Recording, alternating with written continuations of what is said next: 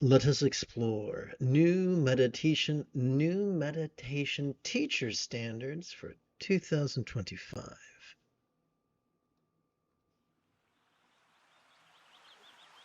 Together, let us relaxingly recite. With so many lamas and authors offering to teach us how to meditate, often for a substantial fee, how are we to know upon which teacher or technique we should rely? Should we rely upon the teacher with the greatest beauty, fame, popularity, acclaim, wealth, resume, credentials, or letters of recommendation? No, no, and no. The proof of the pudding is in the tasting, and we test the effectiveness of a teacher's guidance in the laboratory of our body and mind. First, we find a teacher, regardless of gender, age, or nationality, and request instruction. We then enthusiastically practice the technique we are given for at least 5 minutes, once every 12 hours or so, for 7 consecutive days.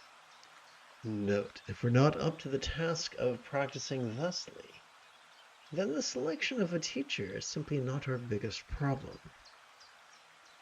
After the conclusion of the second practice on the 7th day, we vulnerably gaze within and ask, has this week of practice increased my peace and love? If yes, then Mazel Tov, you've found a teacher from whom you could benefit. If not, then follow up with that teacher. If they won't or can't help you, then to hell with them. Find a better teacher for you at this time. No, the test of a teacher's wisdom is not whether their teachings align with our preconceptions, for such a metric will only ensure that we never go beyond where we are at right now. And for goodness sake, oops, what's going on here? Okay. And for goodness sake, let us not put ourselves in the hands of a greedy fool who would sell the Buddha's teachings. For although optional donations could be lovely, the greatest offering we could make is simply the enthusiastic application of teachers' instructions. If we wish to follow in the footsteps of the Buddha, be he real or merely archetypical,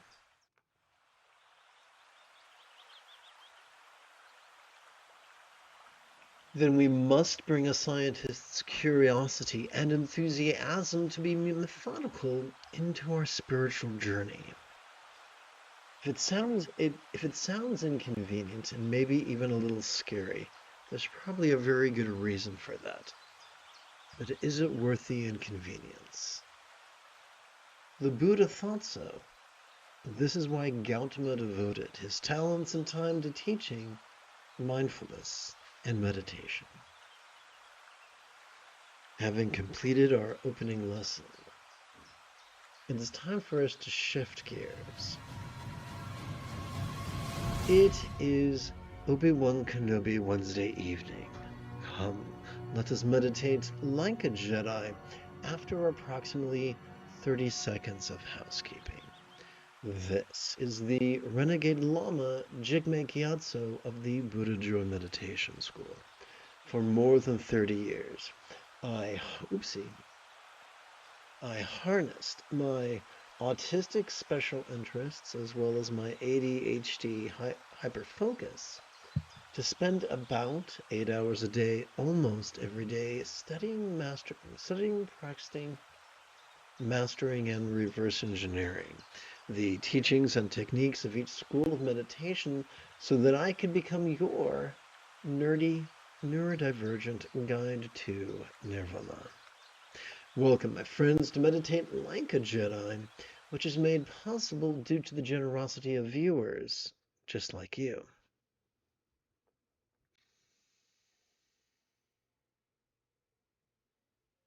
Come now, let us turn to the latest iteration of very easy meditation practice text or sadhana, if you're nasty. Together, let us relaxingly recite.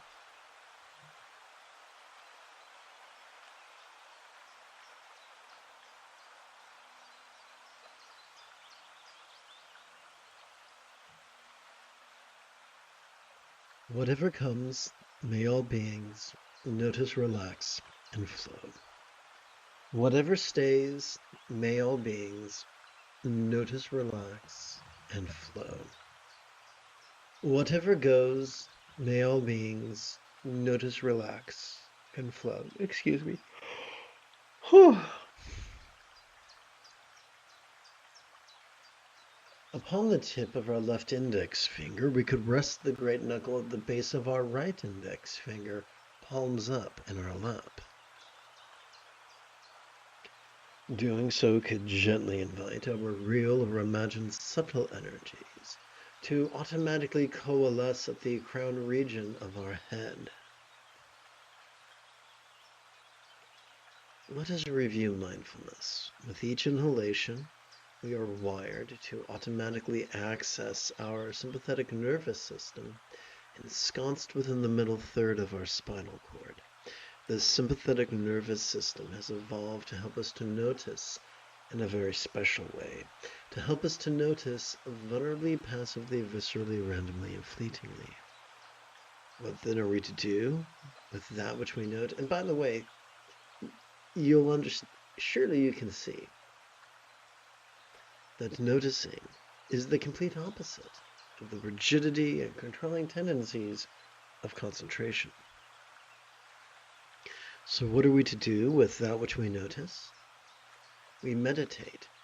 For every time we exhale, whether we know it or not, we have evolved to automatically access our parasympathetic nervous system, divided between the lower third as well as the upper third of our spinal cord. This parasympathetic nervous system has evolved to support both physical relaxation as well as mental release.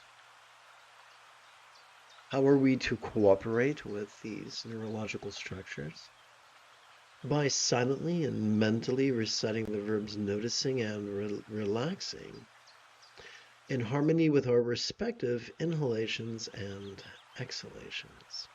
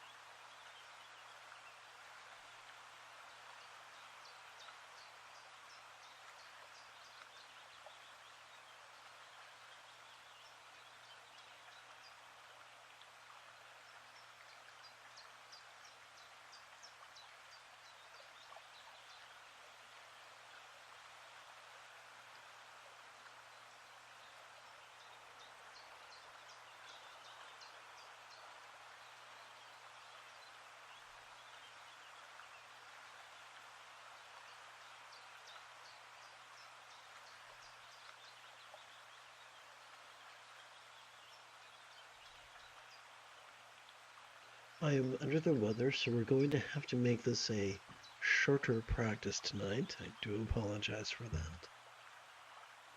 If you're having trouble hearing me, do let me know.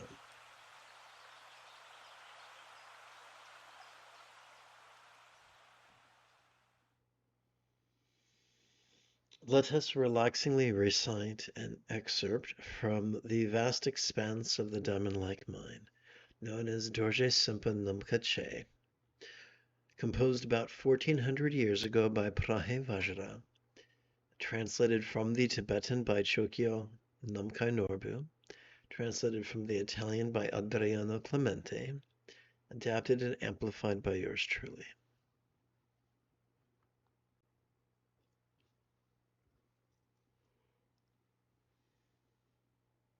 Excuse me. Together, Let us relaxingly recite 4 repetitions of this passage. Notwithstanding what, whose, and where, all that one uses and enjoys arises from oneself.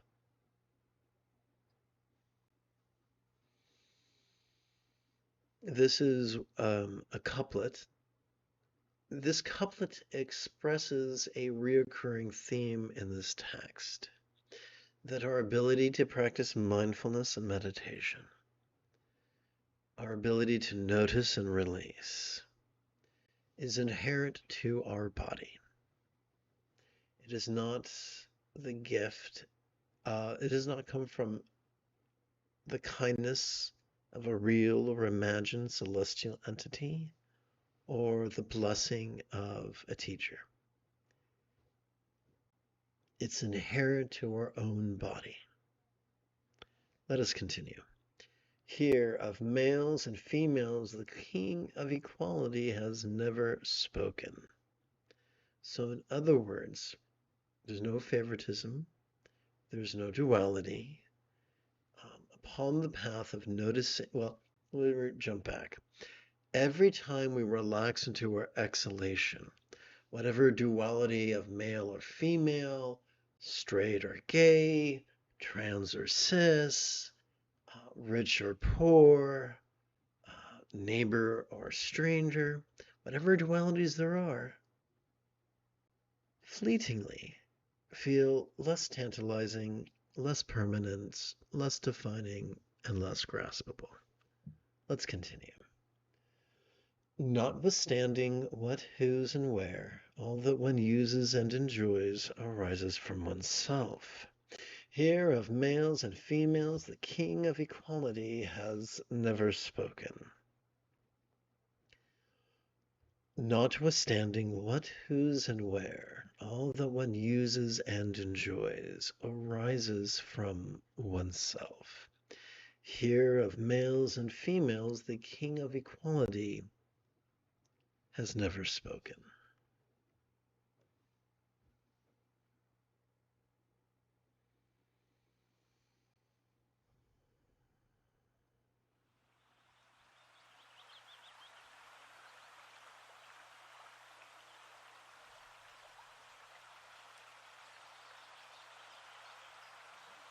Upon the tip of our left little finger, we could rest the great knuckle at the base of our right little finger, palms up in our lap. Doing so could gently invite our real or imagined subtle energies to automatically coalesce at the bladder region of our lower abdomen.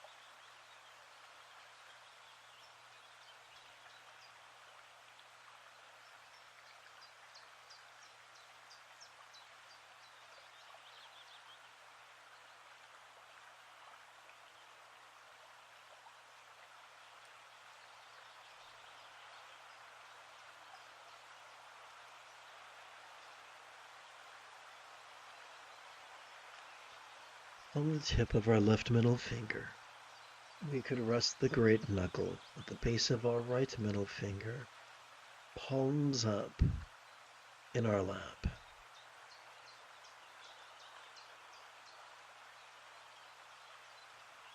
Doing so could gently invite our real or imagined subtle energies to automatically coalesce at the heart region of our chest.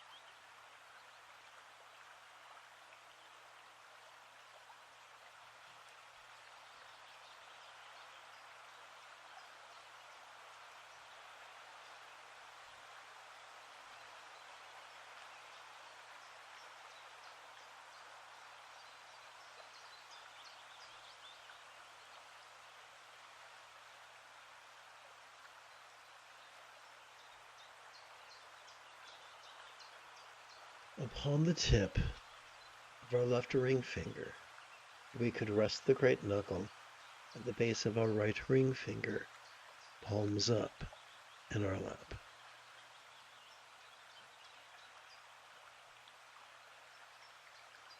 Doing so could gently invite our real or imagined subtle energies to automatically coalesce at the navel region of our mid-abdomen.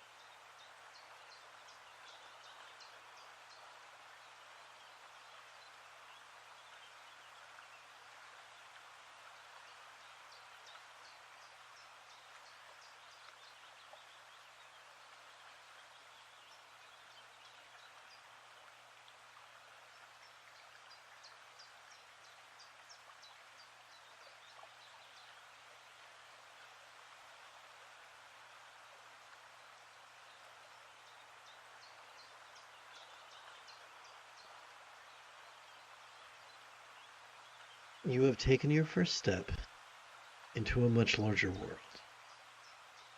If you feel that I have earned it, you could give this live stream a thumbs up. You could even help support this channel. In approximately 11 and 2/3 hours, I would very much like to return to tomorrow's morning meditation class and group practice. If you are as geeky as me, may the Force be with you always.